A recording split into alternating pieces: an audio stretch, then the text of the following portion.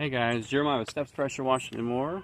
We are out on our first job today and getting a very late start, so I'm about an hour behind where I want to be. And we got 3 jobs on for today. I'm going to turn you around here, show you what we've got going on. We're going to be doing gutters on this one and gutters on the next one. This one's pretty simple, straightforward on the front, and got a little bit more complication on the back. But I was able to get the ladder set up and ready to rock and roll. I do believe I'll be able to get my ladder set up right up here on the back porch to be able to get up here to this gutter line. But that gazebo will be a little in the way, but I think I can make it work. So nothing too crazy, just your regular old active falling leaf season. Taking a look in here, it is pretty loosely packed, so it's all pretty fresh. They said that they got it done earlier this spring, and really, just looking at what we got here, I'm inclined to believe them, just because this is all so loosely packed in here. So hopefully not too long today. I started scooping the top layer away. Started noticing right over here that the maybe that's not going to show up on camera, but there you go. That gutter line is separating from the fascia, or has separated from the fascia. So I'll be letting the client know about that as well. It looks to be pretty good, but the farther down towards that end you go, the more separated it is. Out on the front side, good bit of debris, but again, still loosely packed. Did want to note, this right here looks like it is coming out, and I did notice right over here a hole, and the fascia is a little soft behind it. I'll be letting the client know about that as well. But not really noticing anything else. Alrighty, so I have cleaned this one out enough to kind of see what's going on underneath everything. This right here was looks like repaired. It is stuck in at a different angle, but it is stuck in. I'm noticing, let's see here, several screws in place. That looks like it was added afterwards. And this guy right here doesn't have its cover on it.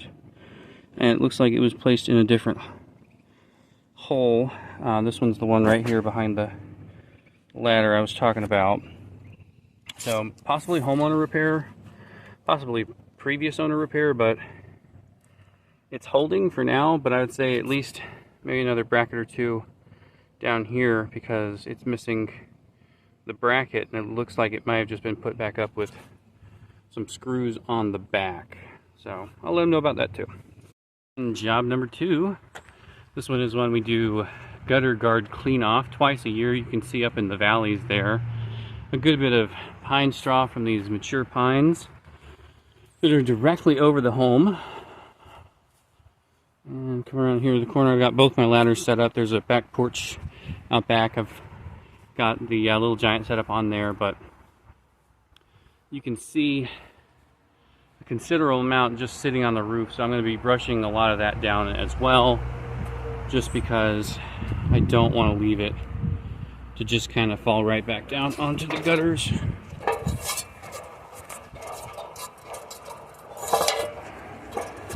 We do these twice a year just because of the sheer weight sitting on these gutter guards. The first time I came out, I actually did I noticed that they were bowed downward, and that's just from sitting with all this weight on it for so long. So I'm going to be coming back out in the spring to get what falls this winter off, but you can see this one is already ready, and it's not even mid-November. So alright, got everything down, ready to rock and roll. Now it's just time for a little bit of ground cleanup. I don't use a 5-gallon bucket on this one just because there's such an immense amount that falls down, and I just come back with the 5-gallon bucket and I clean it up and then blow it all away with the leaf blower. But I'm gonna get these ladders put up. All right, on house number 3 now. This one is gonna actually be a pressure wash. It's a 3-year-old home in a neighborhood I've been in before out in Smithfield.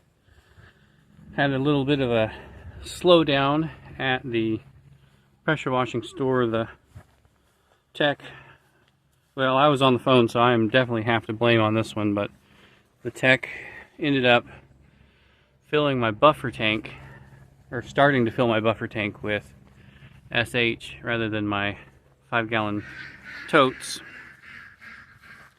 So I am back on track now after a nice drain and flush of my buffer.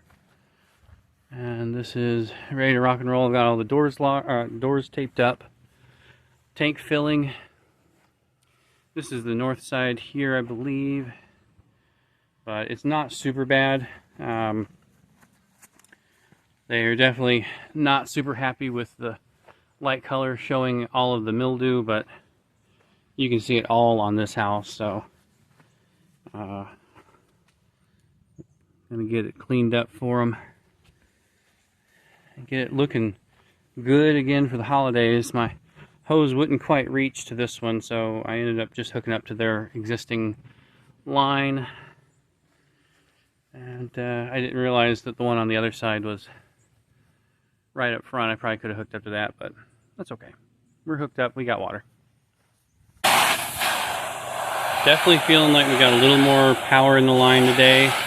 Not 100% sure what's up with that, but we're also kind of pressed for time.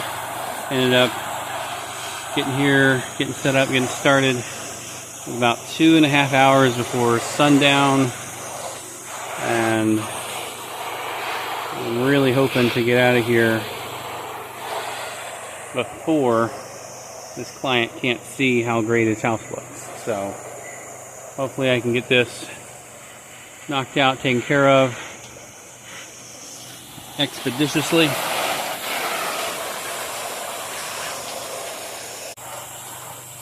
So this client we actually got from a yard sign we left out in front of the neighborhood last time we were out doing a house wash just up the road.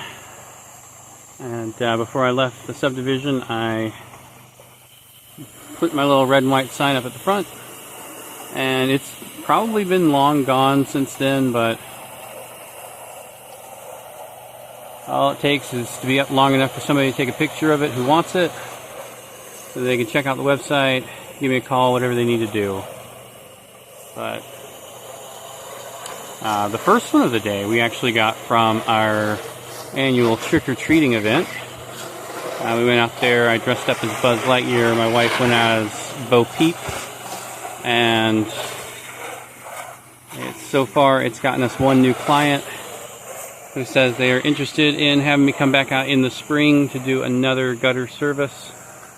So if I can get maybe one more client out of it, we're going to break even off of that event.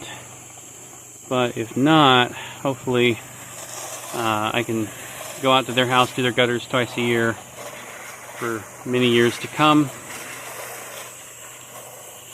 And the second client we actually got off of another yard sign we left in Garner a long time ago. Today was our 4th time out to that house to do their gutter guard clean off. That was a very good placement, I would say, but also it's like, well, those yard signs, they're just lead drivers. Then it's kind of up to you to make the sale, and it is up to you to keep that client. You know, a lot of our clients had someone servicing them before we came along, and if they were not satisfied, they kept looking. So every day we gotta make an effort to keep our clients satisfied, or we go out of business. Yeehaw! Right over here onto the north side, made it to where I could just roll everything right up. If you think I did that on purpose, you are right. I try and make it to where I can just roll up, roll out, and be done. I do a lot of that because, or one thing that really helps me with that is the buffer tank. And the buffer tank allows me to bypass, so I'm able to run my hose to where I want to end, and then I can go crank it up and leave the hose where it is. I do love having that buffer tank. I really wish that I had done that from the beginning, but you know, is what it is. Yesterday's gone. I'm just trying to do a little better today.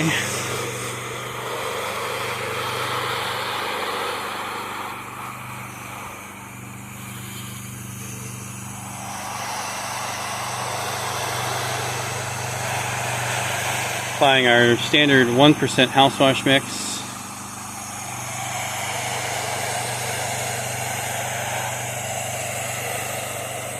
Letting it sit for about 5 to 10 minutes. Then I will come back through, rinse it off with the XJET, and that'll be it.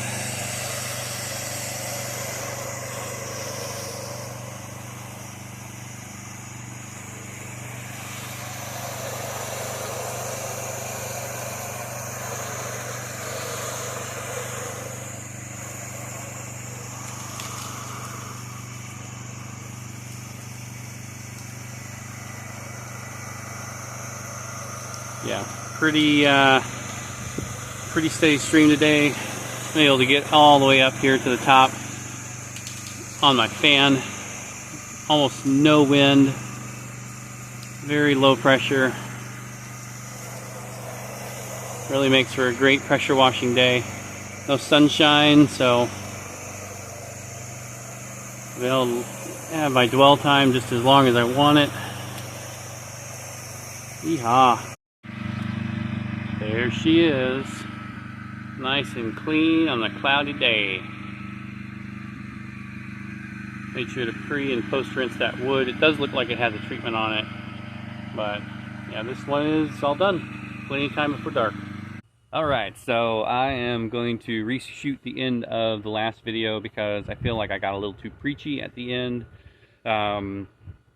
Overall, it was a great day. Got 2 great new customers. Both of them want me to come out in the spring. The first one wants me to do their springtime gutter cleaning, and then the second one wants me to come out and do a house wash after the wintertime is over. And the reason why the last customer called me is because they had a pressure washing company coming out for the past few years, coming out every 6 months and washing their house. Until this year when they raised their price to 25 cents per square foot.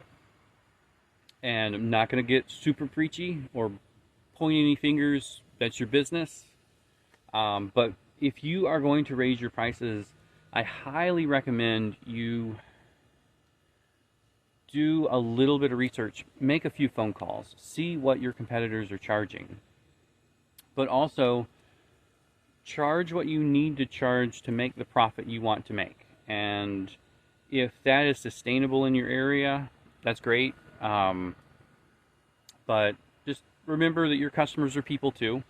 And I wouldn't pay someone 25 cents per square foot to come wash my house. I